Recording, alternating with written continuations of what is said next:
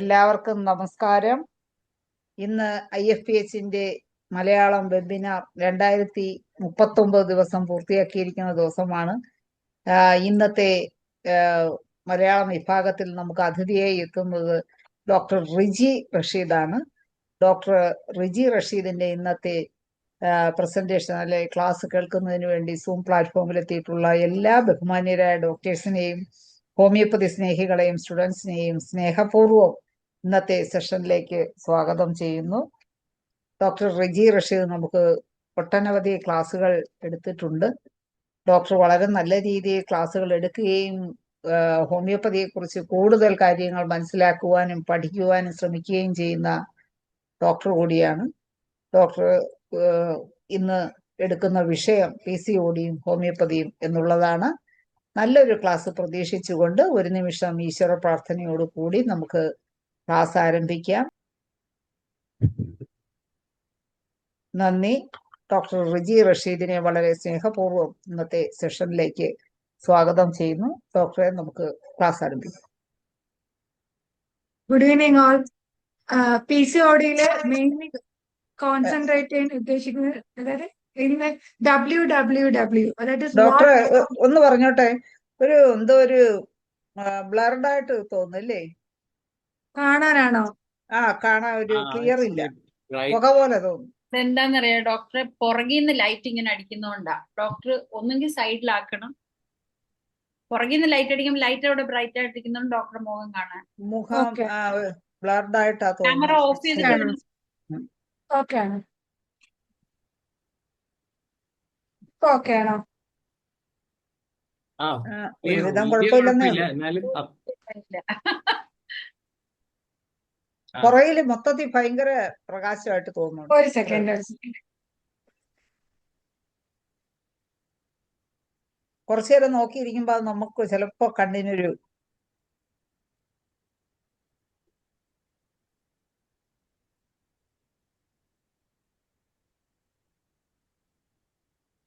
Clear ആണോ? Okay ആണോ? കുറച്ചുകൂടെ ക്ലാരിറ്റി ഉണ്ട്, എന്നാലും ഫേസിൽ ഷെയ്ഡ് ബാക്കിൽ നിന്ന് ലൈറ്റ് വീഴുന്നുണ്ട്. സാരമില്ല, കണ്ടിന്യൂ. ഒരു മൂടൽ മഞ്ഞിനകത്ത് ഇരിക്കുന്ന പോലുള്ള ഒരു പ്രതീതിയാണ്. കാശ്മീരിലാണോ ഇരിക്കുന്ന ഒരു കാശ്മീരിൽ ഇരിക്കുന്ന പോലെ ഉണ്ടോ? ഇല്ല, ഇലക്ഷൻ വർക്ക് ക്ലിനിക്ക് എല്ലാം കഴിഞ്ഞിട്ട് ഞാൻ സൗണ്ട് ക്ലിയർ ആണോ madam? Sound okay okay okay. എന്തോ അമ്മ? പിന്നിലത്തെ ലൈറ്റ് ഓഫ് ചെയ്യേ മോളുടെ പുറകിലൊരു ലൈറ്റ് ഉണ്ട്, അതോ അപ്പൊ ശരിയാവും.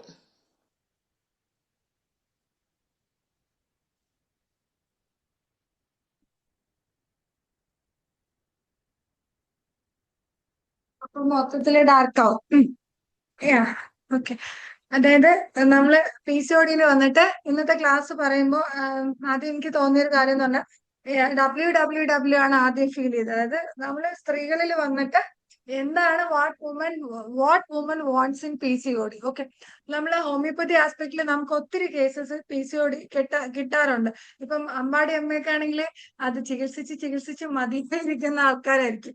അപ്പൊ ഇതിനകത്ത് വന്നിട്ട് നമ്മള് ആദ്യം മനസ്സിലാക്കേണ്ട ഒരു കാര്യം എന്ന് പറഞ്ഞാല് ഇമോഷണൽ ആസ്പെക്ട് നമ്മൾ ഭയങ്കരമായിട്ട് കൺസിഡർ ചെയ്യണം. ഇന്ന് പോലും ഉച്ചയ്ക്ക് ഞാനൊരു 10th സ്റ്റാൻഡേർഡിൽ പഠിക്കുന്ന ഒരു മോള് എക്സാം കഴിഞ്ഞു. ഇപ്പൊ 2 or 3 days ആയിട്ടുള്ളൂ. അപ്പൊ അമ്മ എന്തോ വഴക്ക് പറഞ്ഞു എന്ന് വെച്ചിട്ട് ആ മോള് വന്നിട്ട് സൂയിസൈഡ് ചെയ്തു. ഓക്കെ, അപ്പം നിസ്സാരമായ കാര്യമാണ്. അമ്മ വഴക്ക് പറഞ്ഞു എന്നുള്ളത് യൂഷ്വലി എല്ലാവരുടെ വീട്ടിലും സംഭവിക്കുന്ന ഒരു കാര്യമാണ്. അപ്പൊ നമ്മുടെ ഇമോഷണൽ ആസ്പെക്ട് നമ്മൾ എത്രത്തോളം, അതായത് ഫിസിക്കലി, ഇമോഷണലി, അല്ലെങ്കിൽ നമ്മളൊരു സോഷ്യൽ ഐഡന്റിറ്റി നമ്മൾ ഐസൊലേറ്റ് ചെയ്ത് പോകുന്നുണ്ടോ, ഇത്തരം കാര്യങ്ങളൊക്കെ നമ്മൾ കൃത്യമായിട്ട് മെയിൻറ്റെയിൻ ചെയ്ത് പോകുന്നതാണ് നമുക്ക് നല്ലത്. പിന്നെ ഉള്ളതെന്ന് പറഞ്ഞാൽ ഒരു ബ്രേക്ക് ഡൗൺ അല്ലെങ്കിൽ ഒരു ലാക്ക് ഓഫ് കോൺഫിഡൻസ് എന്ന് പറഞ്ഞത് PCOD കേസസിൽ നമുക്ക് കോമൺലി കാണാൻ പറ്റുന്ന ഒരു കാര്യമാണ്. അപ്പൊ ഇതും വന്നിട്ട് ഈ പറഞ്ഞ മാതിരി നമ്മളത് അഡ്രസ്സ് ചെയ്യുക. അതായത് നമ്മൾ പറയുമല്ലോ PCOD എന്ന് പറയുന്നത് നമ്മൾ അൾട്രാസൗണ്ടിലൂടെ മാത്രം ഡയഗ്നോസ് ചെയ്യുക, ട്രീറ്റ്മെന്റ് ചെയ്യുക എന്നതിലുപരി, അല്ലെങ്കിൽ പീരീഡ്സ് റെഗുലർ ആകുന്നുണ്ടോ, അതായത് അമിനോറ ഇല്ലാതെ പീരീഡ്സ് റെഗുലർ ആകുന്നുണ്ടോ എന്നുള്ളതിൽ മാത്രം ഒതുങ്ങി നിൽക്കാതെ ഒരു മൾട്ടി ഫാക്ടോറിയൽ ഡിസോർഡർ ആണ് PCOD എന്ന് നമ്മൾ റിയലൈസ് ചെയ്യുകയും നമ്മൾക്കാണ് ഇതിൽ ഏറ്റവും കൂടുതൽ സ്കോപ്പ് ഉള്ളത്. അതായത് നമ്മൾ എല്ലാ തവണയും പറയുന്ന പോലെ തന്നെ ഫിസിക്കലി, മെന്റലി, ഇമോഷണലി, അതായത് ശാരീരിക, മാനസിക, വൈകാരിക തലത്തിൽ ഏറ്റവും നല്ല രീതിയിൽ ഇത് മെയിൻറ്റെയിൻ ചെയ്യാൻ സാധിക്കുന്നത് നമുക്കാണ് എന്നുള്ള ആ ഒരു ഫീല് അല്ലെങ്കിൽ ആ ഒരു സത്യം നമ്മൾ പ്രൊപ്പഗേറ്റ് ചെയ്യുക എന്നുള്ളതാണ് നമ്മൾ വീണ്ടും വീണ്ടും പേഷ്യൻസിനോട് ആവർത്തിച്ച് പറയേണ്ട ഒരു കാര്യം എന്ന് പറഞ്ഞാൽ ഒരു അൾട്രാസൗണ്ട് ഫൈൻഡിങ്ങിലോ അല്ലെങ്കിൽ നിങ്ങൾക്ക് അമിനോറിയ മാറി പീരീഡ്സ് ആകുന്നുണ്ട് എന്നുള്ളതോ അല്ല നമ്മളുടെ ആ ഒരു ട്രീറ്റ്മെന്റ് സ്റ്റൈല് എന്നുള്ളതാണ്. പിന്നെ ഞാനിവിടെ വന്നിട്ട് നമ്മുടെ ക്ലിനിക്കിൽ പാലിക്കുന്ന നമ്മുടെ ആ ഒരു ചെക്ക് ലിസ്റ്റും പ്രോട്ടോകോൾസും ജസ്റ്റ് ഒന്ന് എടുത്തു വെച്ചിട്ടുണ്ട്. അതിൽ കൂടുതൽ നമ്മൾ ഒരു പേഴ്സണാലിറ്റി ഡയമെൻഷൻസ് ആയിട്ട് ഡിവൈഡ് ചെയ്തെടുക്കാറുണ്ട്. ആ പേഴ്സണാലിറ്റി ഡയമെൻഷൻസിൽ വന്നിട്ട് ഫസ്റ്റ് ഞാൻ പറഞ്ഞല്ലോ ഇമോഷണൽ എക്സ്പ്രഷന്റെ കാര്യം പറഞ്ഞു. അത് കൂടുതലും നമ്മൾ എടുക്കുന്നത് എപ്പോഴും ഇങ്ങനെ വിമ്മി ഇങ്ങനെ ഡോക്ടറെ അങ്ങനെയാണ് ഇങ്ങനെയാണ് അല്ലെങ്കിൽ ഒന്ന് പറയാൻ തുടങ്ങുമ്പോൾ തന്നെ ഇങ്ങനെ പൊട്ടിക്കരഞ്ഞു പോകുന്നതോ അല്ലെങ്കിൽ എന്തൊക്കെ തന്നെ അവര് ചെയ്താലും അവര് നമുക്ക് തോന്നും അവര് നമ്മൾ കന്യാകുമാരിലൊക്കെ പോകുമ്പോ കാണുന്ന പാറയായിട്ട് നമുക്ക് ഫീൽ ചെയ്യും. ബിക്കോസ് യാതൊരു ഫീലിങ്സും ഇല്ല, കംപ്ലീറ്റ് സപ്രഷനിലാണ്. അല്ലാന്നുണ്ടെങ്കിൽ ഭയങ്കര ഇറിറ്റബിൾ ആയിരിക്കും അവര്. നമ്മള് അവരുടെ വീട്ടിലാണെങ്കിലും നമ്മള് ലൈഫിൽ ഫസ്റ്റ് ടൈം കാണുന്ന പേഷ്യൻസ് ആയിരിക്കും. പക്ഷെ നമ്മൾ അത് എങ്ങനെയൊക്കെ ടേക്ക് ഓവർ ചെയ്യാൻ ശ്രമിച്ചാലും ആ ഒരു ഇറിറ്റബിലിറ്റി അവരിൽ നിന്ന് പോകത്തില്ല. അപ്പൊ ഇമോഷണൽ എക്സ്പ്രഷനിൽ നമ്മളിവിടെ ഫസ്റ്റ് ഡയമെൻഷൻ ആയിട്ട് എടുക്കുന്നത് ഇമോഷണൽ എക്സ്പ്രഷൻ. അത് VP versus suppressed versus irritable എന്ന് വെച്ചിട്ടാ നമ്മൾ എടുക്കുക. രണ്ടാമത്തേത്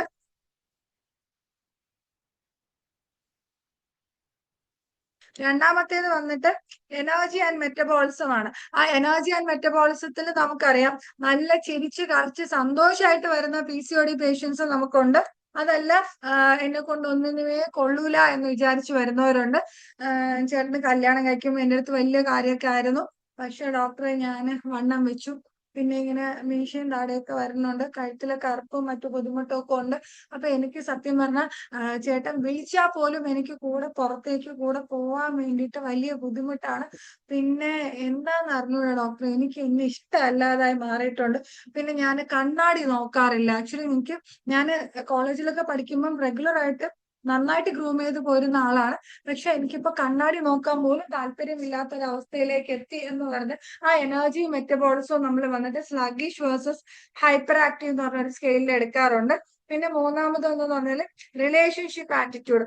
അതായത് റിലേഷൻഷിപ്പ് എന്ന് ഉദ്ദേശിക്കുമ്പോൾ ഇപ്പൊ നമുക്ക് പാർട്ട്ണർ, പാരന്റ്സ് അല്ലെങ്കിൽ ലിവിങ് ടുഗദർ അല്ലെങ്കിൽ ഒരു ഇന്റർപേഴ്സണൽ റിലേഷൻ എന്ന് പറഞ്ഞാൽ ടു എനിബഡി, അതായത് ആ ആൾക്ക് മറ്റ് ഏതൊരു വ്യക്തിയോട്, ഇപ്പൊ നമ്മള് ബസ് കാത്ത് നിൽക്കുമ്പോൾ അടുത്ത് കാണുന്ന ഒരു വ്യക്തി, നമ്മളുടെ പേഷ്യന്റ്, അല്ലെങ്കിൽ നമ്മൾ ജ്യൂസ് കുടിക്കാൻ പോകുന്നു, അല്ലെങ്കിൽ നമ്മൾ എയർപോർട്ടിൽ പോകുന്നു, നമ്മൾ എന്ത് തന്നെ ആണെങ്കിലും നമ്മളുടെ അടുത്തുള്ള ഒരു വ്യക്തിയോട് അല്ലെങ്കിൽ ഒരു ബെഗർ വന്നിട്ട് നമ്മൾക്ക് എന്തെങ്കിലും കാര്യത്തിന് വേണ്ടി ചോദിക്കുന്നു, അല്ലെങ്കിൽ ഒരാളൊരു ഹെൽപ്പിന് വരുന്നു, അല്ലെങ്കിൽ ഇപ്പൊ തെരഞ്ഞെടുപ്പാണല്ലോ സ്ഥാനാർത്ഥി നമ്മൾക്ക് വോട്ട് ചോദിക്കാൻ വരുന്നു, വാട്ട് എവർ ഇറ്റ് ഈസ്, അത് ആ ഒരു ഇന്റർപേഴ്സണൽ സ്കില്ലും റിലേഷൻഷിപ്പും നമ്മൾ കറക്റ്റ് ആയിട്ട് ഐഡന്റിഫൈ ചെയ്തെടുക്കണം എന്നുള്ളതാണ്.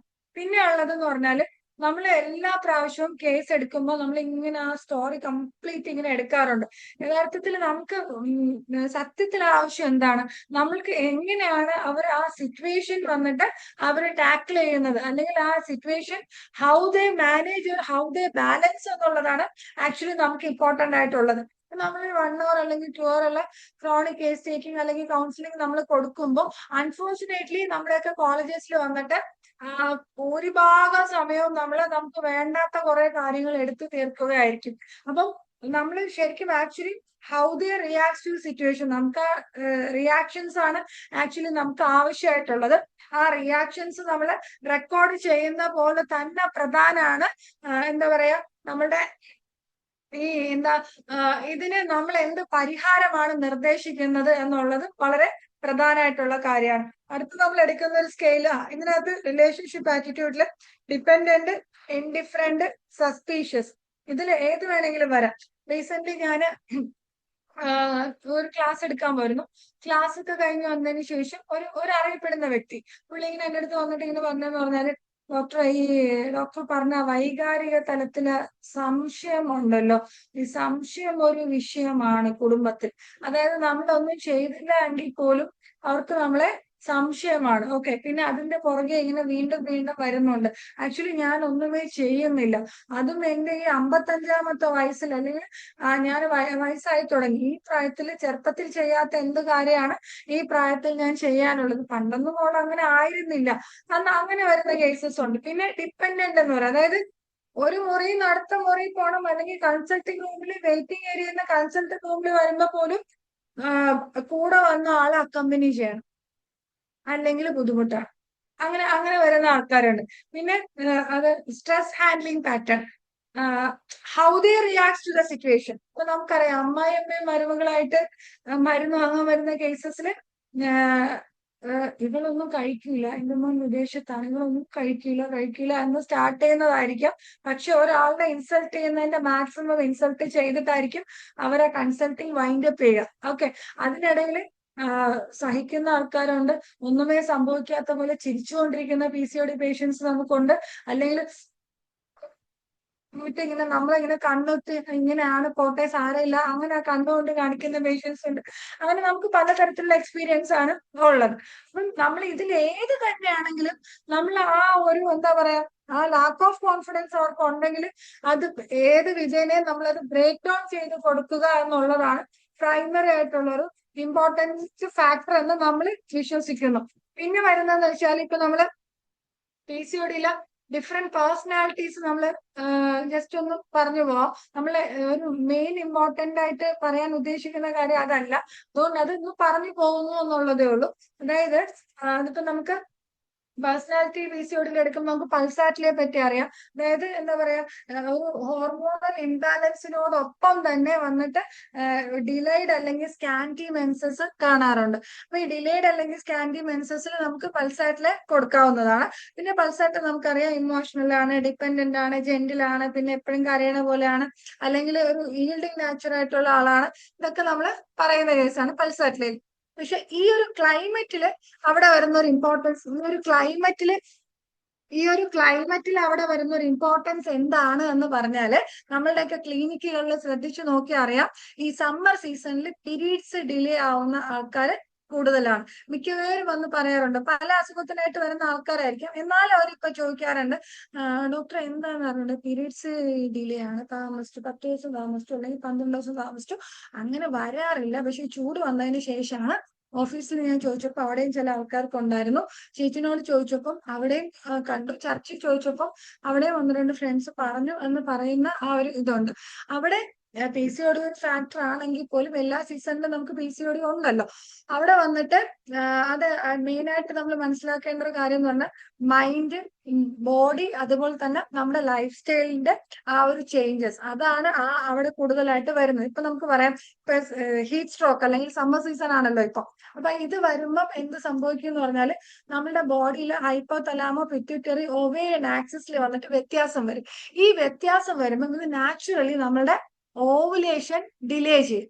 അപ്പൊ ഓവുലേഷൻ ഡിലേ ചെയ്യുമ്പോൾ സ്വാഭാവികമായിട്ട് നമ്മളെ പീരീഡ്സ് എന്ത് പറ്റും, വൈകും. ഇത് ഒരു റീസൺ, അല്ലെങ്കിൽ പ്രൈമറി ആയിട്ടുള്ള ഒരു റീസൺ. രണ്ടാമത്തെ റീസൺ എന്ന് പറഞ്ഞാല്, അവിടെ എന്താ വെച്ചാല് നമുക്ക് ഡീഹൈഡ്രേഷൻ വരുമല്ലോ. ഇപ്പൊ വെള്ളം സമയത്ത് കുടിക്കുന്നവരും കുടിക്കാത്തവരും ഉണ്ട്. അപ്പൊ ഡീഹൈഡ്രേഷൻ വരുന്ന സമയത്തും ഈ പറഞ്ഞ മാതിരി നമ്മളുടെ ആ ഒരു ഹോർമോണൽ ഇംബാലൻസിൽ ഡിഫറൻസ് വരും. മൂന്നാമെന്ന് പറഞ്ഞാൽ ചൂട്. നമുക്കറിയാം, ഇപ്പം എല്ലാവരും എയർ കണ്ടീഷൻഡ് ആയിട്ടാണ് ജീവിക്കുന്നതെന്ന് നമുക്ക് പറയാൻ സാധിക്കില്ല. ഇപ്പൊ വന്നിട്ട് ചൂട്, അല്ലെങ്കിൽ കറണ്ട് പോക്ക്, അങ്ങനെ പല പല ഇഷ്യൂസ് ഉണ്ട്. അപ്പൊ തിരിഞ്ഞും മറിഞ്ഞും കിടക്കുക, ഉറക്കം ഇല്ലാതിരിക്കുക, അങ്ങനെ പല പ്രശ്നങ്ങൾ വരുമ്പോൾ സ്ട്രെസ് ഹോർമോൺസ് വന്നിട്ട് ഇൻക്രീസ് ചെയ്യും. അപ്പൊ ഈ സ്ട്രെസ് ഹോർമോൺസ് ഇൻക്രീസ് ചെയ്യുമ്പോൾ എന്താ വെച്ചാല്, നമ്മളുടെ ഓവുലേഷനിൽ അവിടെയും ഡിഫറൻസ് വരും. അതുപോലെ തന്നെ നമ്മളെ എല്ലാ ഹോർമോണൽ ലെവലിലും അത് വ്യത്യാസം ഉണ്ടാക്കി ആ ഒരു മെൻസ്ട്രൽ സൈക്കിളിനെ ഡിസ്റപ്റ്റ് ചെയ്യുകയാണ് ചെയ്യുന്നത്. പിന്നെ നമുക്ക് ചൂട് കൊണ്ട് സംഭവിക്കാവുന്ന വേറൊരു കാര്യം എന്ന് പറഞ്ഞാല്, ഇപ്പം നമ്മുടെ യാത്ര, അല്ലെങ്കിൽ നമ്മളൊരു ഫിസിക്കൽ വീക്ക്നെസ്, ഇപ്പൊ വെക്കേഷനൊക്കെ ഇപ്പൊ ട്രിപ്പൊക്കെ പോകുന്ന ആൾക്കാരാണല്ലോ നമ്മൾ കൂടുതൽ. അപ്പൊ ഈ ഒരു സംഭവം നമ്മളുടെ മെൻസ്ട്രൽ സൈക്കിളിനെ വന്നിട്ട് ഡിസ്റപ്റ്റ് ചെയ്യുകയാണ് ചെയ്യുന്നത്. നമ്മള് ഇതൊക്കെ അവരെ പറഞ്ഞ് മനസ്സിലാക്കുക. അപ്പൊ ഒരു പേഷ്യന്റ് നമ്മുടെ അടുത്ത് ചോദിക്കുകയാണ്, ഡോക്ടർ എനിക്ക് ഇങ്ങനെ സമ്മർ ആണ്, എനിക്ക് പീരീഡ്സ് വൈകുന്നു, അത് എന്തുകൊണ്ടാണ് എന്ന് ചോദിക്കുമ്പോൾ നമ്മൾ ആൻസറബിൾ ആണ്,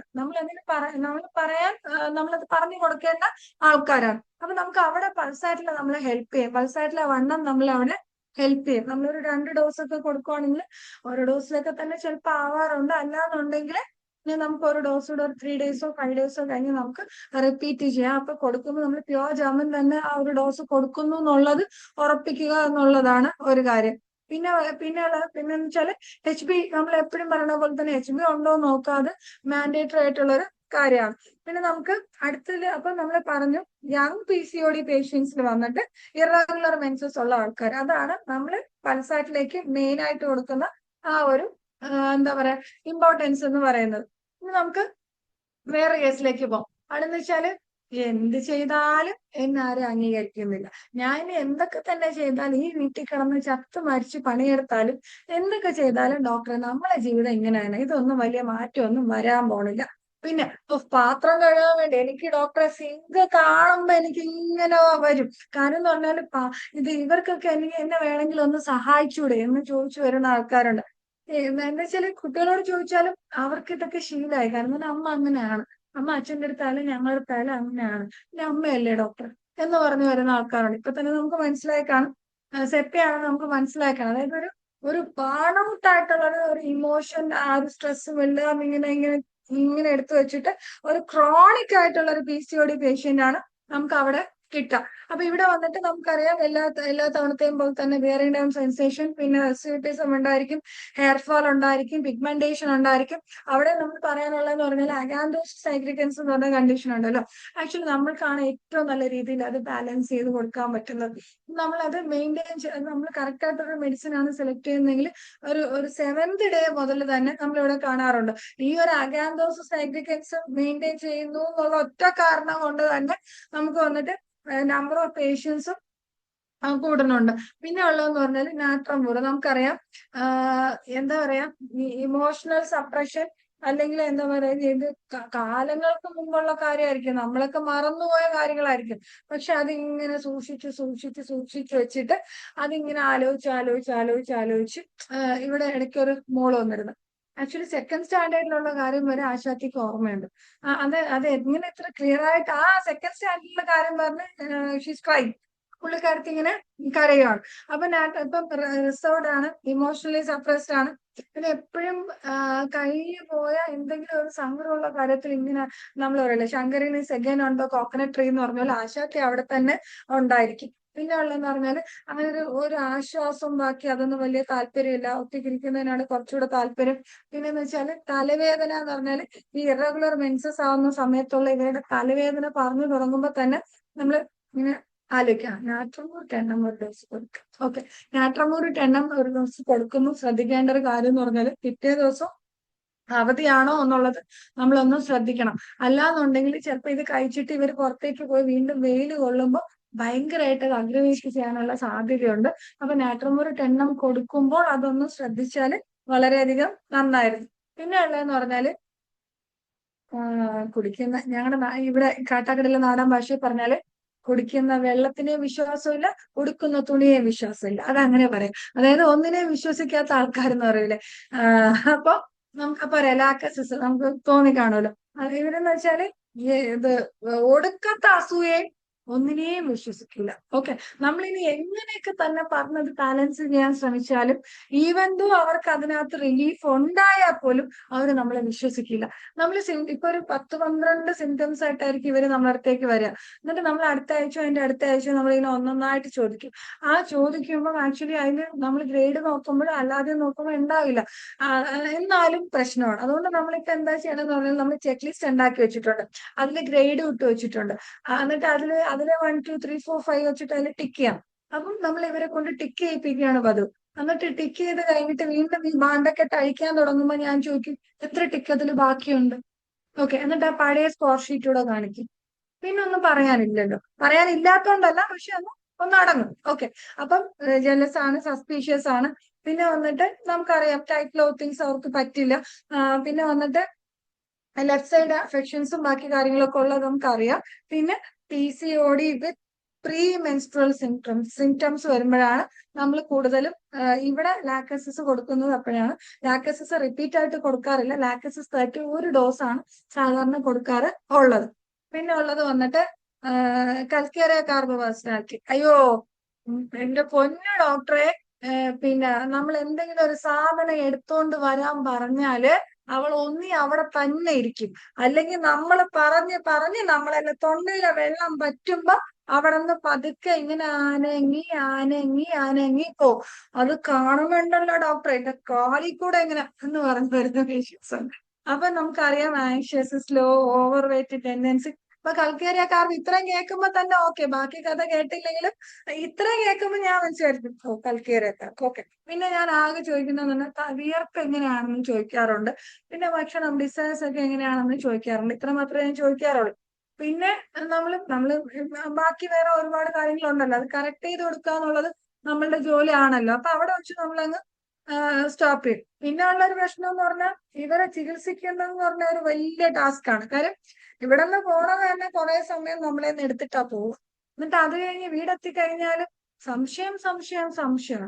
അത് ആക്ച്വലി എനിക്ക് അടുത്ത കാലത്ത് ഉള്ളൊരു കേസാണ്. നമ്മള് ഈ കെരനുല എന്ന് പറഞ്ഞൊരു പ്രോഡക്റ്റ് ഉണ്ട്, ഈ പ്രകാശം ഫാർമസിയുടെ ഒരു പ്രോഡക്റ്റ് ഉണ്ട്. അത് വന്നിട്ട് ഈ വെർജിൻ കോക്കനട്ട് ഓയിലാണ് ആ പ്രോഡക്റ്റ്.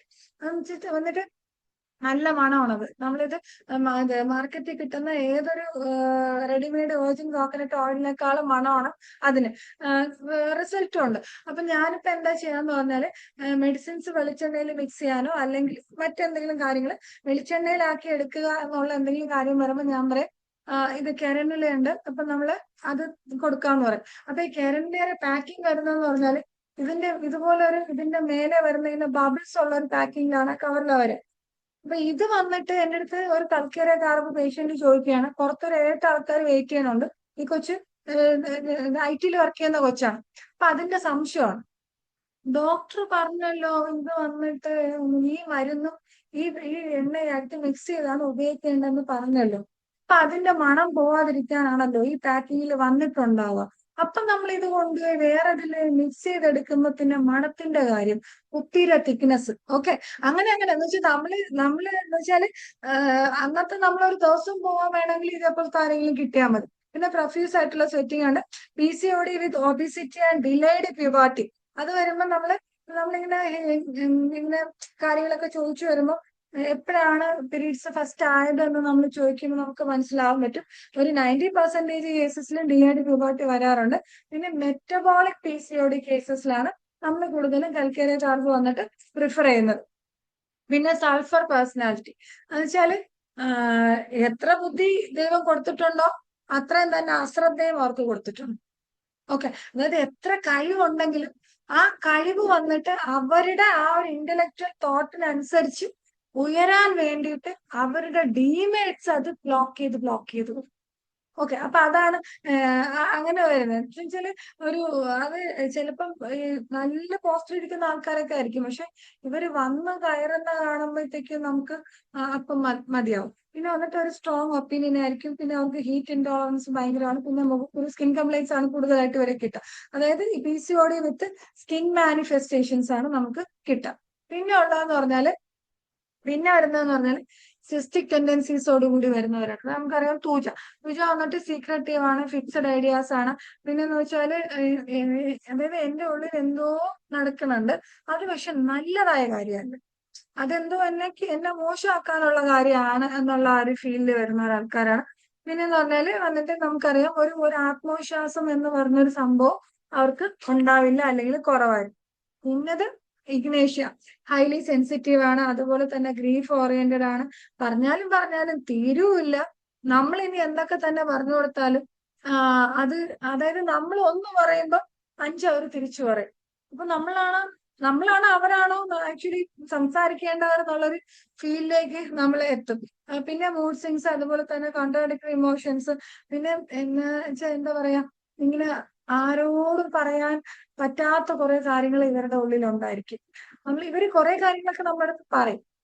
അപ്പൊ നമുക്ക് തോന്നും ഇവരെല്ലാം പറഞ്ഞു തീർന്നു തോന്നും. അല്ല, എനിക്കൊരു ഇപ്പൊ ഒരു 10 20 ഇഗ്നേഷ്യ ഉണ്ടോന്ന് വെക്കും കറണ്ടില്.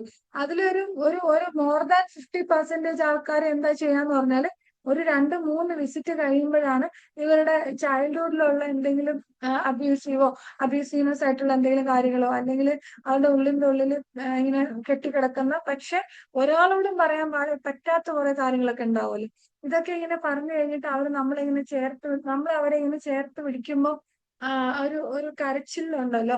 ആക്ച്വലി ഞാന് പണ്ടൊക്കെ എളുപ്പത്തിൽ കരയുന്ന ഒരാളായിരുന്നു കേട്ടോ. പക്ഷെ ഞാൻ ഹോമിയോ ഡോക്ടർ ആയതിനു ശേഷം ആക്ച്വലി ഞാൻ കരയാൻ മറന്നുപോയി.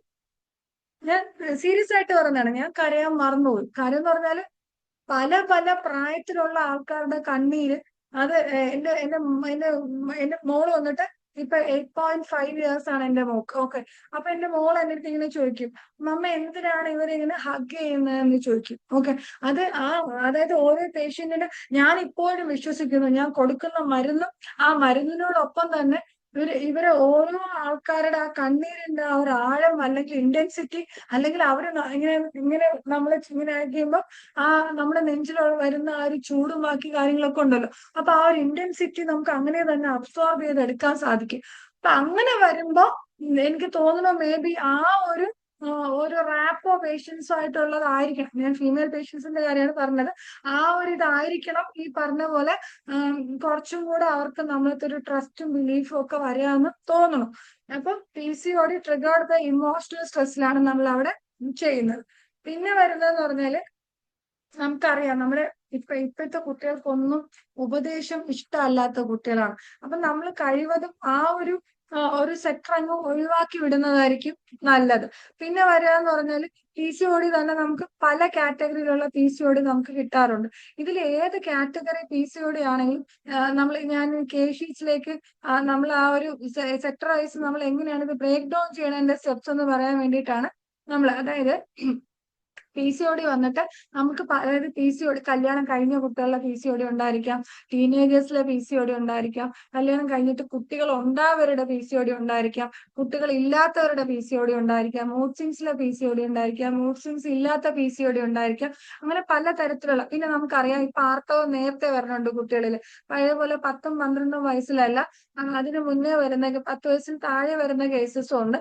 ഈ കേസസിലും നമ്മൾ ഈ പറഞ്ഞ പോലെ അഗാന്തോസിസ് സാഗ്രിക്കൻസ് ഒക്കെ കാണുമ്പോൾ അല്ലെങ്കിൽ ഒബിസിറ്റി കാണുമ്പോൾ നമ്മൾ സ്കാൻ വിടുമ്പോൾ അപ്പൊ അവര് ചോദിക്കാറുണ്ട്, ഡോക്ടർ കൊച്ചുകുട്ടിയല്ലേ ഡോക്ടർ? അല്ല, പക്ഷെ സ്കാൻ വിടുമ്പോൾ അതിൽ PCOD കാണാറുണ്ട്.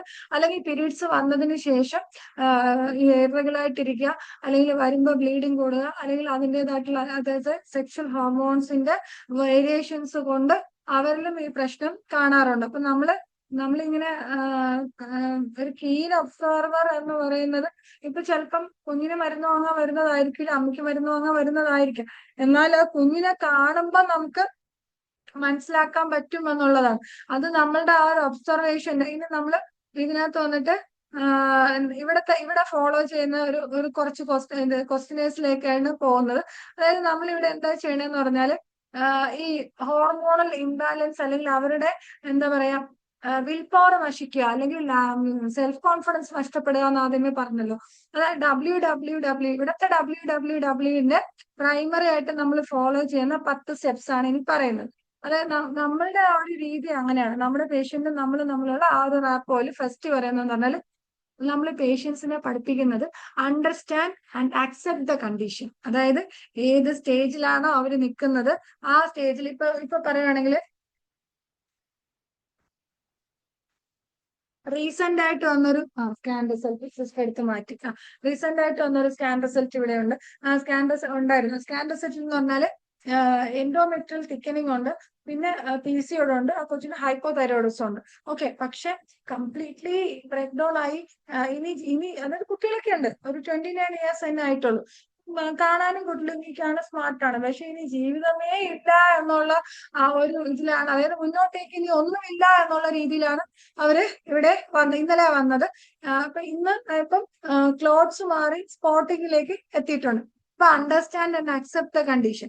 അപ്പൊ ആ കുട്ടീനോട് ഞാൻ ആദ്യം പറഞ്ഞെന്ന് പറഞ്ഞാൽ ആദ്യം മനസ്സിലാക്കേണ്ട കാര്യം എന്ന് പറഞ്ഞാൽ നിന്റെ ചിന്തകൾക്ക് മേലെ ഒരു ക്ലൗഡ് ഉണ്ട്. ഓക്കെ, അപ്പൊ ആ ക്ലൗഡ് അതായത് ആരെങ്കിലും നിന്നെ കുറ്റം പറയുന്നു അല്ലെങ്കിൽ നിന്നെ അംഗീകരിക്കുന്നില്ല എന്ന് തോന്നുമ്പോൾ, നിന്നെ കൊണ്ട് ഒന്നിനും കൊള്ളൂല എന്ന് നിനക്ക് തോന്നുകയാണെങ്കിൽ, അല്ലെങ്കിൽ നിന്നെ മറ്റുള്ളവർ സ്നേഹിക്കുന്നില്ല, ഭർത്താവ് നിനക്ക് തരുന്നത് ഒരു എന്താ പറയാ ഒരു സഹതാപം ആണ്, സ്നേഹം അല്ല എന്നൊക്കെ നിനക്ക് തോന്നുമ്പോ നീ ചിന്തിക്കേണ്ടത് എന്ന് പറഞ്ഞാല് 1% മറ്റുള്ളവർ എന്തെങ്കിലും കാര്യം നിനക്കെതിരെ ചെയ്യുന്നുണ്ട് എങ്കിൽ അത് 90% നിനക്ക് ഫീൽ ചെയ്യുന്നത് നിന്റെ അസുഖങ്ങൾ കൊണ്ടാണ്.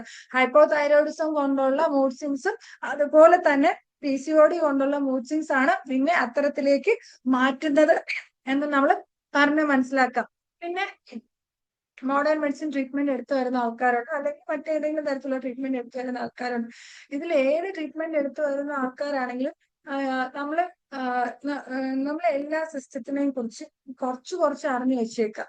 അങ്ങനെ അറിഞ്ഞു വെച്ചിരുന്നാൽ മാത്രമേ നമുക്കത് അഡ്രസ്സ് ചെയ്യാൻ സാധിക്കുകയുള്ളൂ എന്നുള്ളത് ആണ്. അല്ലെങ്കിൽ നമ്മൾ പറയുന്നതിൽ എന്തെങ്കിലും ഫാക്റ്റ് ഉണ്ട് എന്ന് അവർക്ക് ഫീൽ ചെയ്യണമല്ലോ. അപ്പൊ understand and accept the condition. അപ്പം നമ്മൾ പറഞ്ഞു, അത് അവരെ അങ്ങനെ പറഞ്ഞ് മനസ്സിലാക്കുക. പിന്നെ ഇതൊരു പെർമനന്റ് ആയിട്ടുള്ള ഡിഫക്റ്റ് ഒന്നും അല്ല, അത് റെക്ടിഫൈ ചെയ്ത് ക്ലിയർ ചെയ്ത് എടുക്കാൻ പറ്റുന്നതാണ് എന്നുള്ളതും. പിന്നെ സ്ട്രെസ് ഹോർമോൺസ്, പിന്നെയുള്ള കാര്യം എന്ന് പറഞ്ഞാല് നമ്മൾ ഒരിക്കലും നമ്മളുടെ മരുന്ന് കൊണ്ട് മാത്രം നമ്മൾ ഇതെല്ലാം ശരിയാക്കി എടുക്കാം എന്നുള്ള ആ ഒരു ഫീല് നമ്മൾ പേഷ്യൻസിന് കൊടുക്കുകയോ ചെയ്യരുത്. കാര്യം എന്ന് പറഞ്ഞാൽ അവരുടെ ഡയറ്റ്, മെഡിസിൻ ഇമ്പോർട്ടന്റ് ആണ്, അതുപോലെ തന്നെ അവരുടെ ഡയറ്റ്, പിന്നെ അവരുടെ എക്സസൈസ്, ബാക്കി കാര്യങ്ങൾ ഇതെല്ലാം മെയിൻറ്റെയിൻ ചെയ്ത് എടുത്താൽ. ഇന്ന് ഇവിടെ എന്നിട്ട് ശോഭയുടെ റെപ്രസെന്റേറ്റീവ് വന്നിരുന്നു. അപ്പൊ വന്നിട്ട് ഫൈറ്റിലാക്ക ബെറി, ഓക്കെ, ഫൈറ്റിലാക്ക ബെറിയെ പറ്റി ഇങ്ങനെ സംസാരിക്കുമ്പോൾ ഞാൻ ജസ്റ്റ് ഇങ്ങനെ ചോദിച്ചു, അപ്പൊ ഇത് വണ്ണം കുറയോ, ഇഫക്റ്റീവ് ആണോ എന്ന് ചോദിച്ചു. ആക്ച്വലി ഞാൻ ഭയങ്കര ഹാപ്പിയാണ്. പുള്ളിക്കാരൻ ഭയങ്കര ഓണസ്റ്റ് ആയിട്ട് പറഞ്ഞെന്ന് പറഞ്ഞാൽ, ഡോക്ടറിനെ കളിയാക്കിയതല്ലേ, ഡോക്ടർക്ക് അറിയാമല്ലോ. കാര്യം എന്ന് പറഞ്ഞാല് ഇത് മരുന്നും എക്സസൈസും ഡയറ്റും ബാക്കി കാര്യങ്ങളൊക്കെ ഉണ്ടെങ്കിലാണ് റിസൾട്ട് കിട്ടുക എന്നുള്ളത്. ആക്ച്വലി ഇവരൊക്കെ ഇങ്ങനെ ഒരു മാജിക് റെമഡിയുടെ പുറകെ പോകുന്ന ആൾക്കാരാണ്. ഇപ്പൊ നമ്മുടെ പേഷ്യൻസ് വിഭാഗം അങ്ങനെ തന്നെ.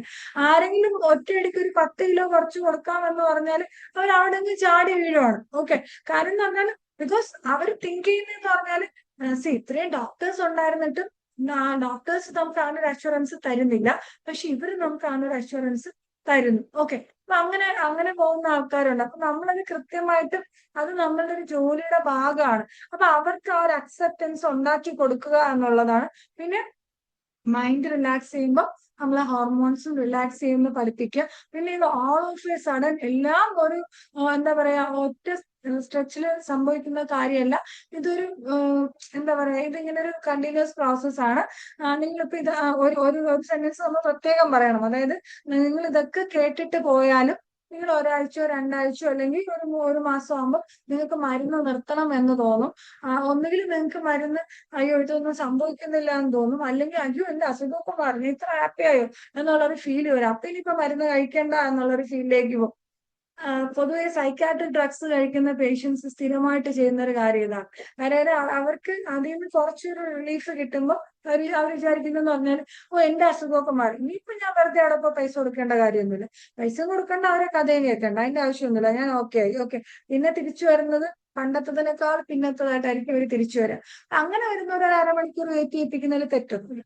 ഒരു പതുക്കെ സാവധാനം അവിടെ 1/2 മണിക്കൂർ ആലോചിച്ചിട്ട് അകത്തേക്ക് കയറിയാൽ മതി, അതാണ് നല്ലത്.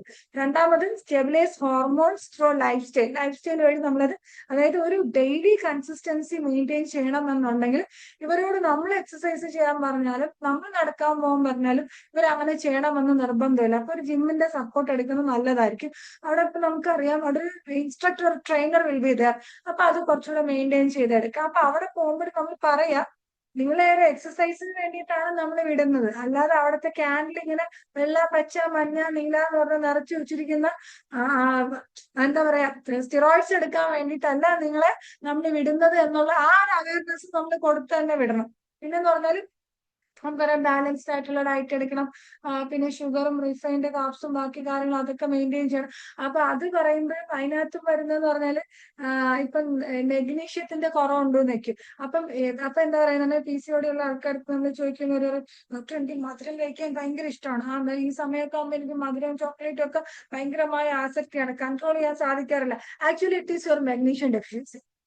നിങ്ങളുടെ ബോഡിയിൽ ആ സമയത്ത് ഉണ്ടാകുന്ന മെഗ്നീഷ്യം ഡെഫിഷ്യൻസിയാണ് നിങ്ങൾ അങ്ങനെ ആക്കുന്നത്. ഡോക്ടർ എനിക്കാണെങ്കിൽ ഇങ്ങനെ കറമുറാന്ന് എന്തെങ്കിലും കഴിക്കണം, വറുത്തതും പൊരിച്ചതും കഴിക്കണം, എനിക്ക് ആ സമയത്ത് അത് ഇല്ലാതെ പറ്റില്ല. That is your zinc deficiency. നിങ്ങളുടെ ബോഡിയിൽ സിങ്ക് ഇല്ലാതാവുന്നതാണ് നിങ്ങൾക്ക് ആ ബുദ്ധിമുട്ട് ഉണ്ടാക്കുന്നത്. അങ്ങനെ അങ്ങനെ നമ്മൾ അവർ പറയുന്ന ഓരോ ക്രേവിങ് അവർ പറയുമ്പോൾ നമുക്കതനുസരിച്ച് നമ്മളുടെ കയ്യിൽ ആൻസേഴ്സ് ഉണ്ട്, അല്ലെങ്കിൽ നമ്മുടെ കയ്യിൽ സപ്ലിമെന്റ്സ് ഉണ്ട്. ഇനി മരുന്നും സപ്ലിമെന്റും ഒക്കെ ഒരുമിച്ച് വാങ്ങാൻ കപ്പാസിറ്റി ഇല്ലാത്ത ആൾക്കാരാണെങ്കിൽ നമുക്ക് ആ സപ്ലിമെന്റ്സ് അവരുടെ വീട്ടിൽ കിട്ടുന്ന കാര്യങ്ങൾ വെച്ചിട്ട് അത് ഉണ്ടാക്കാൻ പഠിപ്പിക്കുക എന്നുള്ളതേ ഉള്ളൂ. അപ്പം നമ്മള് ഒരു ഇൻസുലിൻ റെസിസ്റ്റൻസ് ഇംപ്രൂവ് ചെയ്യുക എന്നുള്ളത് PCOD ട്രീറ്റ്മെന്റിനെ സംബന്ധിച്ചിടത്തോളം അതൊരു കീ ഫാക്ടറാണ്. പിന്നെ എന്ന് പറഞ്ഞാൽ ഒരു കറക്റ്റ് ആയിട്ടുള്ള സ്ലീപ്പ് റിതമുണ്ട്. അപ്പൊ അത് വന്നിട്ട് ഒരു എന്താ പറയാ, നേരത്തെ ഉറങ്ങുക, നേരത്തെ എണീക്കുക. ഇത് പറയുമ്പോൾ സിമ്പിൾ ആണ്. പല ഭാര്യമാരും പറയുന്ന ഒരു കാര്യം എന്ന് പറഞ്ഞാല് അത് എനിക്ക് കേൾക്കുമ്പോൾ വലിയ വിഷമം തോന്നാറുണ്ട്. കാര്യം രാത്രി പകലൊക്കെ പണിയെടുക്കുന്നു, രാത്രിയായി പോയി കിടക്കുന്നു, ഉറക്കം വരുന്നു, സുഖമായിട്ട് ഉറങ്ങുന്നു.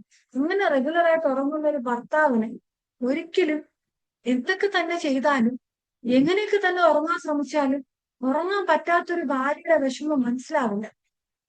ഓക്കെ, അതൊരു വലിയ വിഷമമാണ്. അത് അവർ പറയുമ്പോൾ നമുക്ക് മനസ്സിലാവും. ബിക്കോസ് അവരനുഭവക്കാരും രാത്രി ഒട്ടുമേ ഉറങ്ങാൻ സാധിക്കുന്നില്ല, രാവിലെ എണീക്കുമ്പോൾ തലവേദന, അല്ലെങ്കിൽ ഉറക്കം ശരിയാവുന്നില്ല, അല്ലെങ്കിൽ താമസിച്ച് എണീക്കുന്നു, എന്നിട്ട് അത് കഴിഞ്ഞിട്ട് ആ വീട്ടിലെ ഫുള്ള് ജോലി ചെയ്യണം. പിന്നെ ഉച്ചയ്ക്ക് ഒന്ന് മയങ്ങാന്ന് വെച്ചാൽ സാഹചര്യം അനുവദിക്കാറില്ല. ഇനി മയങ്ങിയാൽ തന്നെ കുറച്ച് സമയത്തേ കിട്ടാറുള്ളൂ. അത് നമ്മൾ ഇതൊക്കെ നമ്മളെ പേഷ്യൻസിനെ പറയുകയോ മനസ്സിലാക്കുകയോ ഒക്കെ ചെയ്യുമ്പോൾ നമ്മൾ അവിടെ ഓർക്കേണ്ട ഒരു കാര്യം എന്ന് പറഞ്ഞാൽ, ഞാൻ നേരത്തെ പറഞ്ഞല്ലോ, PCODക്കാരെ നമ്മൾ ആ ഒരു അവയർനെസ് കൊടുക്കുന്ന പോലെ തന്നെ ഇമ്പോർട്ടന്റ് ആണ് അവരുടെ പാർട്ട്ണർക്ക് നമ്മളൊരു അവയർനെസ് കൊടുക്കുക എന്നുള്ളത്. ബിക്കോസ് ഇന്നലെയും ഇവിടെ ഒരു പേഷ്യന്റ് വന്നപ്പോൾ പറഞ്ഞതാണ്, ഞാൻ അവരുടെ ലാംഗ്വേജിൽ പറയുകയാണ്, തെറ്റായിട്ട് എടുക്കണ്ട, ഡോക്ടറെ ഞാൻ എന്തൊക്കെ തന്നെ വിഷമം പറഞ്ഞാലും, എനിക്ക് എത്ര വയ്യ എന്ന് പറഞ്ഞാലും, എന്ത് പറ്റി നിനക്ക് വയ്യേ, ഇതാ പേഷ്യന്റ് പറഞ്ഞു, ഞാൻ അതുപോലെ പറയണം കേട്ടോ. ഞാനല്ലാതെ ഒരു അൺപാർലമെന്ററി ആയിട്ടുള്ള വേർഡ് യൂസ് ചെയ്തതല്ല, അത് പറഞ്ഞതാണ്. അത് എന്ന് പോലും ചോദിക്കാറില്ല ഡോക്ടർ, എന്ന് പോലും എൻ്റെ അടുത്ത് ചോദിക്കാറില്ല. ഓക്കെ, അപ്പൊ ഞാൻ ആരോടാണ് പറയുന്നത്? ഓക്കെ ഡോക്ടർ, പലവട്ടം എനിക്ക് തോന്നിയിട്ടുണ്ട് ഇത് അവസാനിപ്പിക്കണം എന്ന് എനിക്ക് തോന്നിയിട്ടുണ്ട്. സ്കൂളിലെ ജോലി, പിന്നെ വീട്ടിലെ ഭാരം, അല്ലെങ്കിൽ ഭർത്താവ്, ഇങ്ങനെ എനിക്ക് അങ്ങനെ തോന്നിയിട്ടുണ്ട്. പക്ഷെ അപ്പോഴൊക്കെ ഞാൻ ആലോചിക്കും, ഡോക്ടർ പറഞ്ഞ കാര്യം ഞാനിങ്ങനെ ആലോചിക്കും, ഒരാൾക്ക് നമ്മളെ ഇന്ന് വേണ്ടെങ്കിൽ നമുക്ക് അവരെ ഇന്നലെ വേണ്ട. ഓക്കെ, ഞാൻ അത് ഓക്കെ, ഞാനത് പറഞ്ഞു, പക്ഷെ അത് ഫാമിലിയിൽ ആപ്ലിക്കബിൾ അല്ല. അപ്പൊ മറ്റുള്ളവർ നമ്മുടെ തമ്മിൽ പെരുമാറുമ്പോൾ നമ്മൾ അങ്ങനെ ചെയ്യുക എന്നുള്ളതാണ്. നമ്മുടെ കുടുംബത്തിനകത്ത് അത് ആപ്ലിക്കബിൾ അല്ല. അപ്പൊ ഞാൻ ആ ഭർത്താവിനെ ഇവരെ പുറത്താക്കിയിട്ട് ഞാൻ ആ ഭർത്താവിനോട് ഇങ്ങനെ സംസാരിക്കുമ്പോൾ പുള്ളി വരണമെന്ന് പറഞ്ഞാൽ പുള്ളിക്ക് പുള്ളിയുടേതായിട്ടുള്ള കാര്യങ്ങൾ പറയാറുണ്ട്. അതായത് EMIs ഉണ്ട്, പിന്നെ കുട്ടികളുടെ പഠിത്തമുണ്ട്, മൂത്തയാളെ കല്യാണം ഏകദേശം ആവാറായി, പിന്നെ അതിൻ്റെ ഇടയിൽ ഓട്ടപ്പാച്ചിൻ്റെ ഇടയിൽ ഡോക്ടർ അവർക്ക് എന്നും അസുഖമാണ്, എല്ലാ ദിവസവും അവർക്ക് അസുഖമാണ്. ഇതൊക്കെ എനിക്കും ഉണ്ട് ഡോക്ടറെ, അപ്പൊ ഞാൻ ആരോട് പറയും? ഓക്കെ, അപ്പൊ ഇപ്പൊ നമ്മൾ ഡോക്ടേഴ്സിന്റെ ഇടയിലും ഇത് സംഭവിക്കുന്നുണ്ടായിരിക്കാം. നമ്മൾ ആത്മാർത്ഥമായിട്ടൊന്ന് നമ്മുടെ കുടുംബങ്ങളിലേക്ക് എത്തി നോക്കുമ്പോൾ, നമ്മൾ സ്വന്തം കുടുംബങ്ങളിലേക്ക് എത്തി നോക്കുമ്പോൾ നമുക്ക് അതിനൊരു ഉത്തരം കിട്ടും. നമ്മൾ മെയിൻറ്റെയിൻ ചെയ്യുക എന്ന് പറഞ്ഞാലും മരുന്നിൽ മാത്രം മെയിൻറ്റെയിൻ ചെയ്യുക എന്നുള്ളതല്ല. അപ്പൊ സ്ലീപ്പ് റിതം കറക്റ്റ് ചെയ്യാൻ വേണ്ടിയിട്ട് അവരെ ഹെൽപ്പ് ചെയ്യുക. അപ്പൊ ഞാനിവിടെ ഇപ്പം കൂടുതലും പറയുന്ന 2-3 കാര്യം എന്ന് പറഞ്ഞാൽ മുമ്പത്തെ ക്ലാസ്സുകളും പറഞ്ഞിട്ടുണ്ട്. ഞാൻ പറയാറുണ്ട്, കണ്ണടച്ച് കിടന്നിട്ട് 4344, 4343, 4342 ഒന്നായിട്ട് ശ്രദ്ധിച്ചാൽ മാത്രമേ നമുക്ക് താഴേക്ക് എണ്ണാൻ പറ്റൂ. അത് ഇന്ന നമ്പറിൽ തുടങ്ങണമെന്നില്ല. അസെൻഡിങ് അല്ലാതെ ഡിസെൻഡിങ്ങിൽ വന്നിട്ട് നമുക്ക് ഏത് നമ്പറിൽ വേണമെങ്കിലും സ്റ്റാർട്ട് ചെയ്യാം. അങ്ങനെ നമ്മൾ താഴേക്ക് വരുമ്പോൾ ഉറപ്പാണ് നമ്മൾ താഴെ എത്തില്ല, അതിനു മുമ്പേ നമ്മൾ ഉറങ്ങും. എനിക്ക് വന്നിട്ട് ഞാൻ BHMS കംപ്ലീറ്റ് ചെയ്തിട്ട് 16th ഇയർ കഴിഞ്ഞ് 17th ഇയർ സ്റ്റാർട്ടായി. പക്ഷെ പ്രാക്ടീസ് വന്നിട്ട് ഞാൻ സീരിയസ് ആയിട്ട് എടുത്ത അധിക കാലമായിട്ടില്ല, ഒരു 6 to 7 years ചെയ്യുന്നുണ്ടായിരുന്നു. പക്ഷെ ഇത് തന്നെയാണ് എന്റെ ഒരു ഇതെന്ന് പറഞ്ഞിട്ട് ചെയ്യുന്നത് അത്രേ ആയിട്ടുള്ളൂ. പക്ഷെ ഇത്രയും വർഷത്തെ ആ ഇത് ക്രോസ് ചെയ്ത് പോയ പേഷ്യന്റ് എനിക്കില്ല. ഒന്ന്. രണ്ടാമത് ഞാൻ പറയുന്നതെന്ന് വെച്ചാല്, നമുക്ക് എല്ലാവർക്കും ആഗ്രഹങ്ങൾ ഉണ്ടാവുമല്ലോ, എല്ലാ ആഗ്രഹങ്ങളും അങ്ങനെ തന്നെ നടക്കണമെന്ന് നിർബന്ധമൊന്നുമില്ല. അത് നമുക്ക് സാഹചര്യം ഉണ്ടെങ്കിൽ പോലും ചിലപ്പോൾ ചില ആഗ്രഹങ്ങൾ നമുക്ക് നടത്തിയെടുക്കാൻ സാധിക്കാറില്ല. അപ്പൊ അവരോട് ഞാൻ പറഞ്ഞെന്ന് പറഞ്ഞാൽ, കണ്ണടച്ച് കിടക്കുമ്പോൾ നമുക്ക് ഏറ്റവും ഇഷ്ടമുള്ള, അല്ലെങ്കിൽ നിങ്ങളുടെ ലൈഫിലെ അടുത്തൊന്നും സംഭവിക്കാത്ത എന്തെങ്കിലും ഒരു നല്ല കാര്യം അത് നിങ്ങളിങ്ങനെ ആലോചിച്ചുകൊണ്ടേയിരിക്കുക. നിങ്ങൾ തന്നെ ആലോചിക്കണം, ആ ഒരു ഇൻസിഡന്റ് ഉണ്ടായി, എന്നിട്ട് അങ്ങനെ നമ്മളിങ്ങനെ ആലോചിച്ച് വരുമ്പോൾ ആ സ്വപ്നം കംപ്ലീറ്റ് ആവില്ല. അത് മുമ്പേ നമ്മൾ ഓർമ്മ ചിലപ്പോൾ ഓരോ ദിവസം കഴിയുന്നതോറും സ്വപ്നത്തിന്റെ എപ്പിസോഡ് കുറച്ച് കൂടുന്നേ ഉണ്ടായിരിക്കുള്ളൂ. പക്ഷെ നമ്മൾ ഉറപ്പായിട്ട് ഉറങ്ങിയിരിക്കും. ഇതൊന്നും അങ്ങനെ ചെലവുള്ള പർപ്പസ് ഒന്നും അല്ല. പിന്നെ ഉള്ളതെന്ന് പറഞ്ഞാൽ നമ്മൾ നേരത്തെ പറഞ്ഞ പോലെ മൈൻഡ് ഹീലിംഗ് ലെറ്ററിന്റെ കാര്യം ഞാൻ ഓൾറെഡി പറഞ്ഞിട്ടുണ്ട്. അത് ഇവിടെ വരുന്ന എല്ലാ പേഷ്യൻസിനും മാൻഡേറ്ററി ആണ്. അത് എഴുതിന്റെ ജസ്റ്റ് ഒരു റാൻഡം കോപ്പി എനിക്ക് ഇടാൻ പറയാറുണ്ട്. അല്ലെങ്കിൽ പിന്നെ അവർ എഴുതിയിട്ടുണ്ടെന്ന് ഉറപ്പ് വരില്ലല്ലോ. പിന്നെ ഹാൻഡ്ലിങ് ഇമോഷണൽ സ്ട്രെസ് എന്നുള്ളത് അവരെന്ന് പറഞ്ഞാല് നമ്മള് റിലീസ് ചെയ്യുക, സപ്രസ് ചെയ്യരുത്.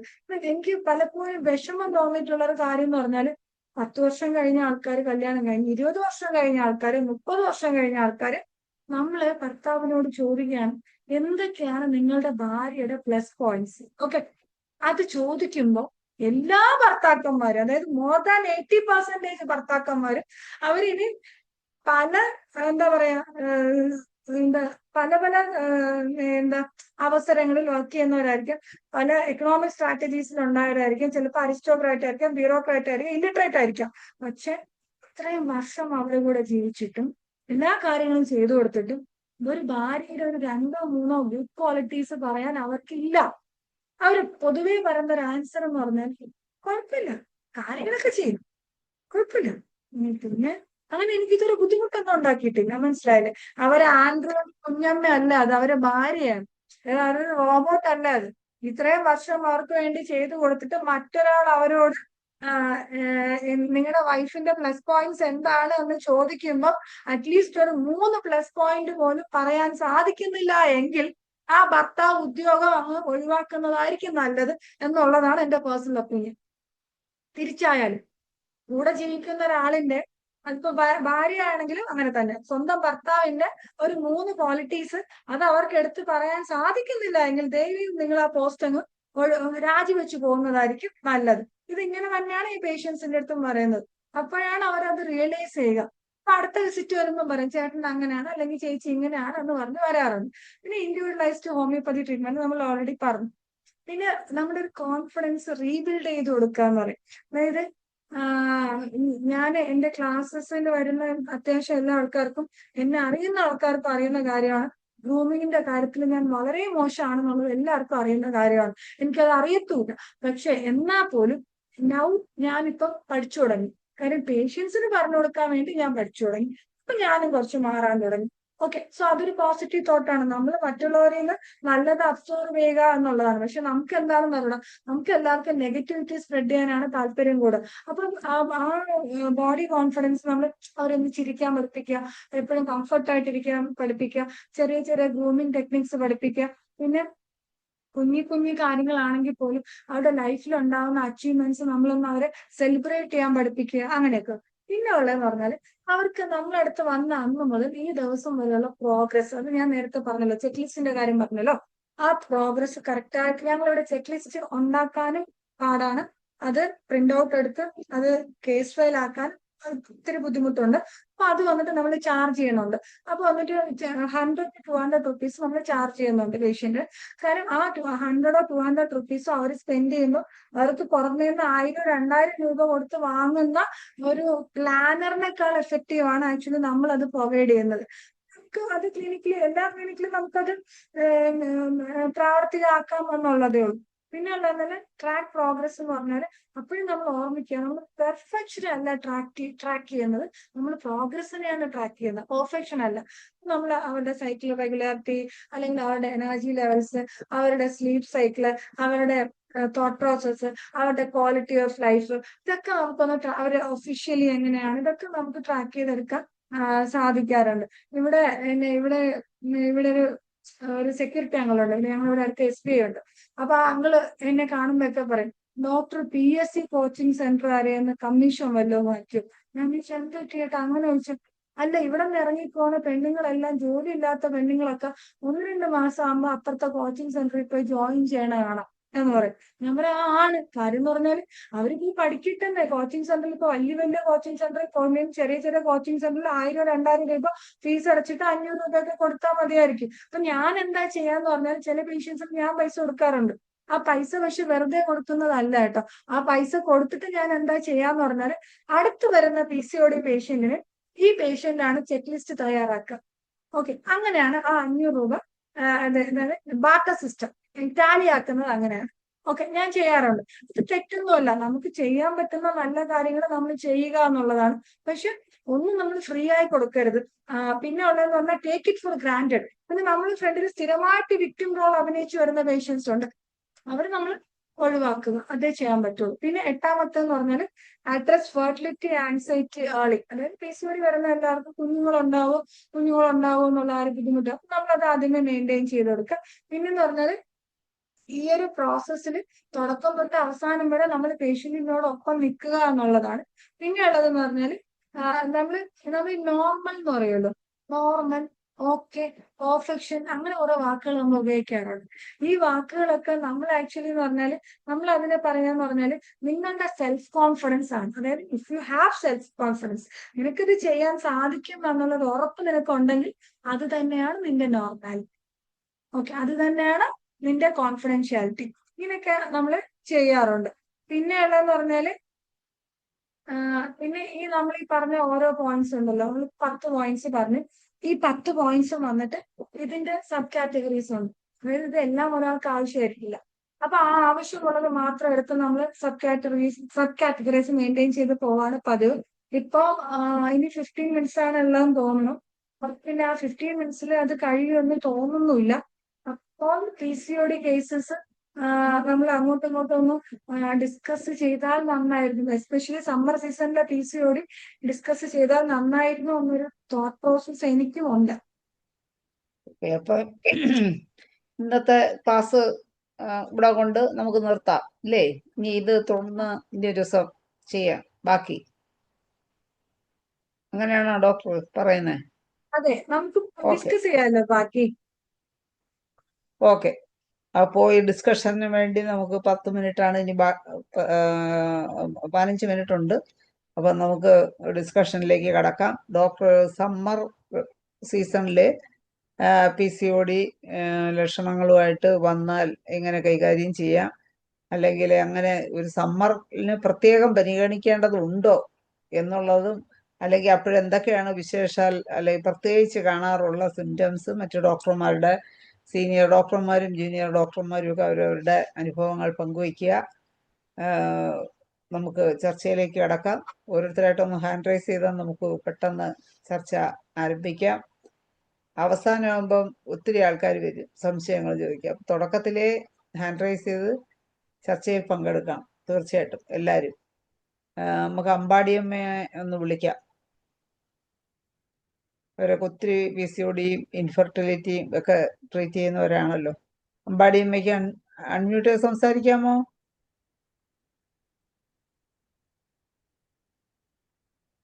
അമ്പാടിയമ്മയുണ്ടോ? അൺമ്യൂട്ട് ചെയ്ത് സംസാരിക്കാം.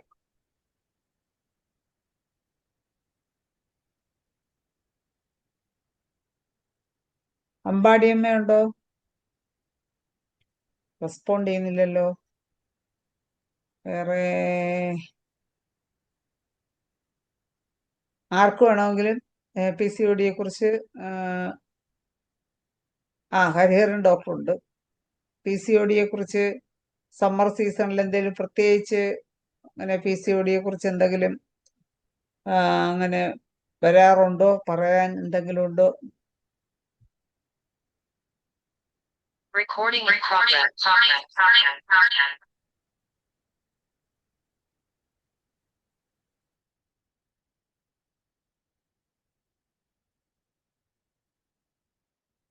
പ്രത്യേകിച്ച് ഇന്നത്തെ ആരും ഹാൻഡ് റൈസ് ചെയ്യുന്നില്ലേ?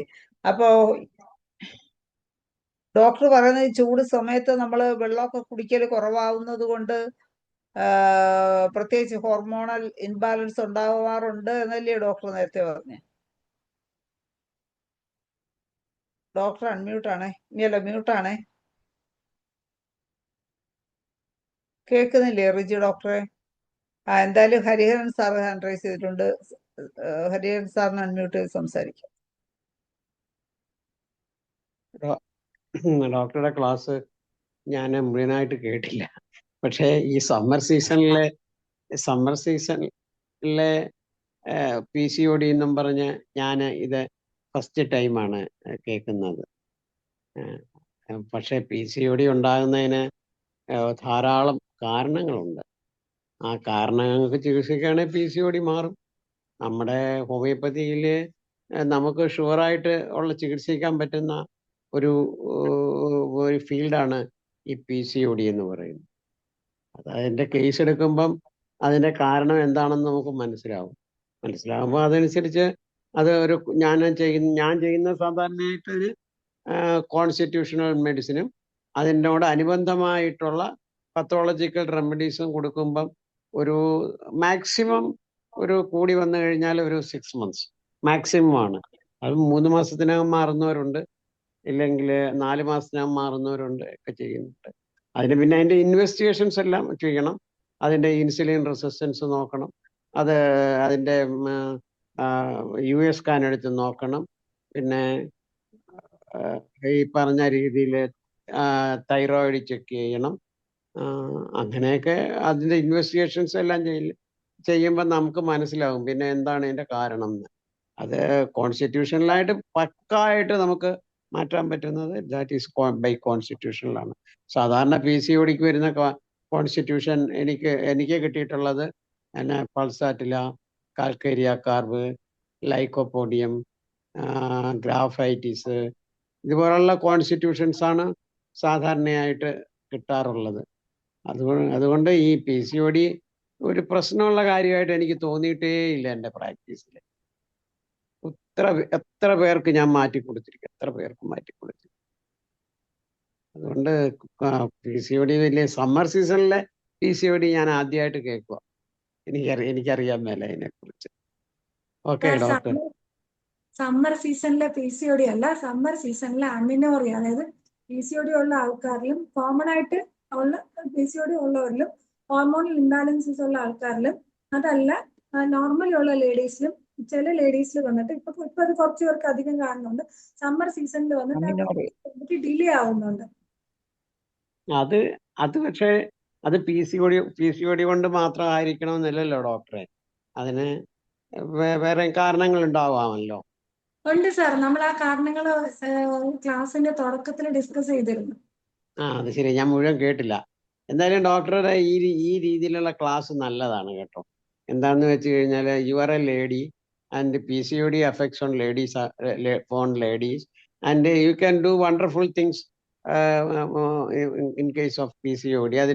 അങ്ങനെ വരുമ്പോൾ അതിന് ഇൻഫെർട്ടിലിറ്റി, അതിനോടനുബന്ധിച്ചുള്ള പിന്നെ അതിൻ്റെ ഫൈബ്രോയിഡ്, ഇങ്ങനെയുള്ള കാര്യങ്ങളൊക്കെ ഒത്തിരി ചെയ്യാൻ പറ്റും. പിന്നെ സ്ത്രീകള് ഇപ്പൊ എന്റെയൊക്കെ പറയുന്നതിനേക്കാൾ കൂടുതൽ നിങ്ങളെപ്പോലുള്ള ലേഡി ഡോക്ടേഴ്സിൻ്റെ ഒക്കെ തുറന്നു പറയും. അത് ഒരു വലിയ ഒരു കാര്യമാണ്.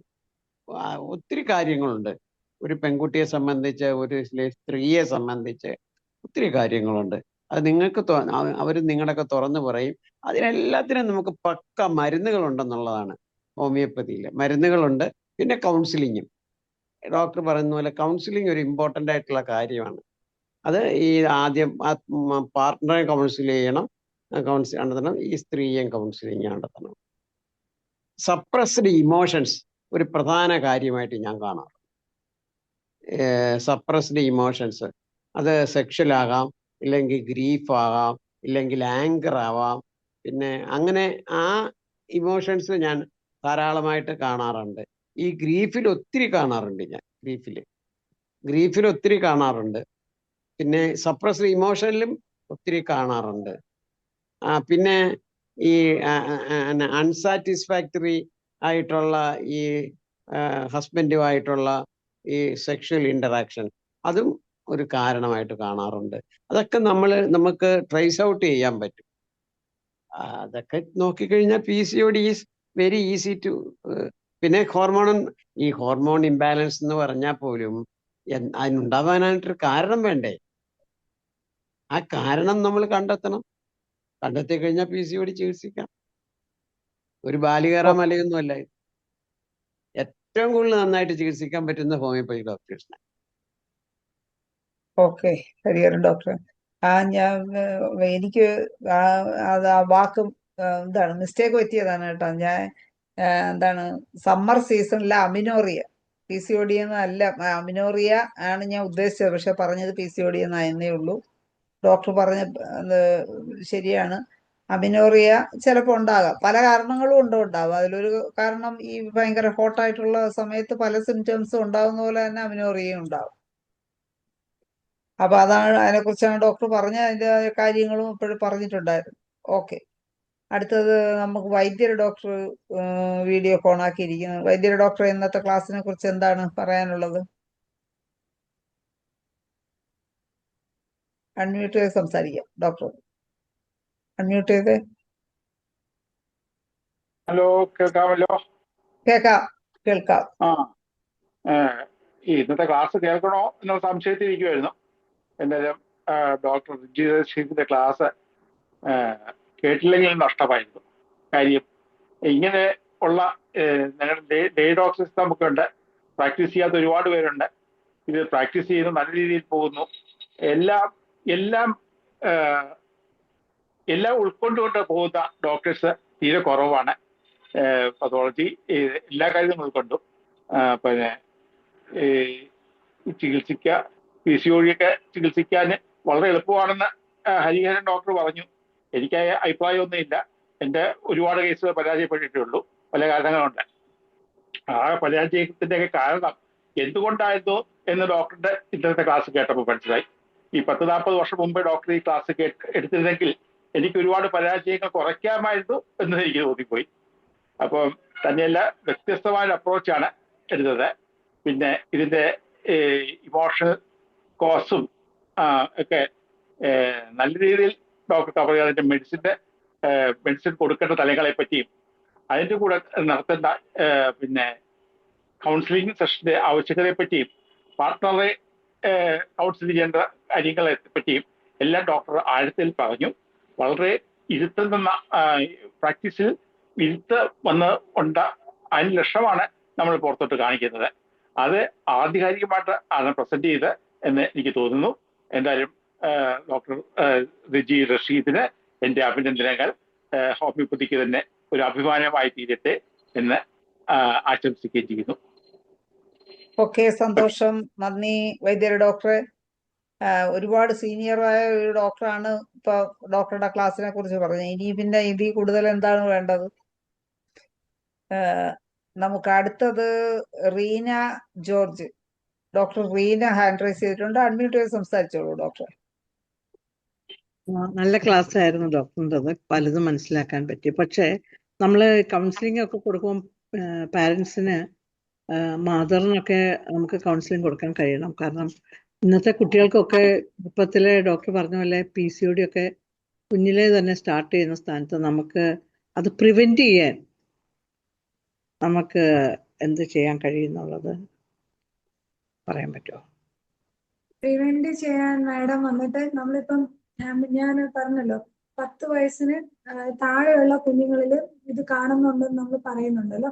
അതിന്റെ നമ്മൾ അത് പ്രിവെന്റ് ചെയ്യാൻ അതുപോലെ നമുക്ക് മെയിൻലി ശ്രദ്ധിക്കാൻ പറ്റുന്ന കാര്യങ്ങൾ എന്ന് പറഞ്ഞാൽ, ഒന്നാമത്തെ കാര്യം എന്ന് പറഞ്ഞാൽ കുട്ടികൾക്ക് കൊടുക്കുന്ന ഭക്ഷണം വളരെ ഇമ്പോർട്ടന്റ് ആണ്. ജങ്ക് ഫുഡ്സ് അല്ലെങ്കിൽ പാക്കറ്റ് ഫുഡ്സ്, ആർട്ടിഫിഷ്യൽ ആയിട്ട് കിട്ടുന്ന എല്ലാ ഐറ്റംസും നമ്മൾ വന്നിട്ട് അവോയ്ഡ് ചെയ്യാൻ തുടക്കത്തിലേ തന്നെ ശ്രദ്ധിക്കുക എന്നുള്ളത്. രണ്ടാമത് നമുക്കറിയാം ഫിസിക്കൽ ഇനാക്ടിവിറ്റി ഒരു വലിയ കാര്യമാണ്. പണ്ടത്തെ പോലെ പാടത്തും പറമ്പിലും ഒന്നും പോയി കളിക്കുന്നില്ല. 1-2 ഒക്കെ കുട്ടികളെ കാണുള്ളൂ.